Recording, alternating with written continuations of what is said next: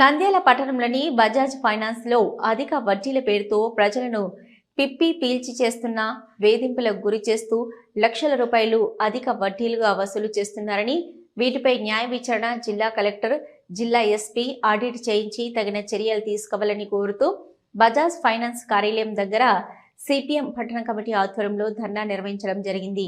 ఈ కార్యక్రమంలో సిపిఎం పట్టణ కార్యదర్శి లక్ష్మణ్, పట్టణ కార్యదర్శి వర్గ సభ్యులు పి వెంకటలింగం, పట్టణ కమిటీ సభ్యులు జలాల్, ఆటో యూనియన్ నాయకులు జైన్ సింగ్, చంటి నాయక్, రమేష్ బాబు, సలయ్య, శ్రీనివాసులు, వీరితో పాటు మరో 50 మంది కార్యకర్తలు పాల్గొన్నారు.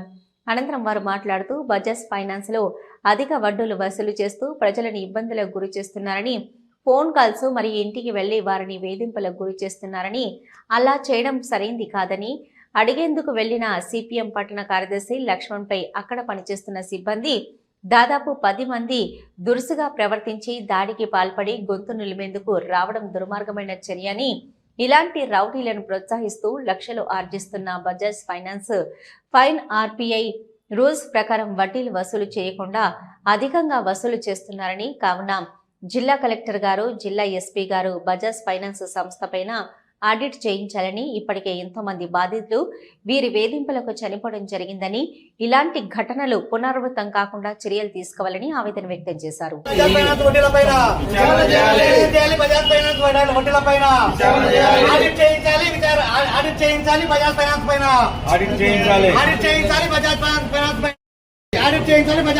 పైన. దాడి చేసిన వారిని వెంటనే అరెస్ట్ చేయాలి.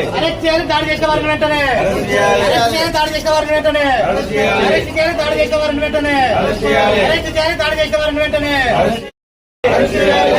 దాడి చేసిన వారిని వెంటనే సిపిఎం సిపిఎం సిపిఎం అరెస్ట్ చేయాలి. దాడి చేసిన వారిని వెంటనే దాడి చేసిన సిబ్బందిని వెంటనే దాడి చేసిన సిబ్బందిని వెంటనే బజాజ్ ఫైనాన్స్ వడ్డీల పైన విచారణ వెంటనే బజాజ్ ఫైనాన్స్ వడ్డీల పైన చేయాలి. బజాజ్ ఫైనాన్స్ వడ్డీల పైన వెంటనే.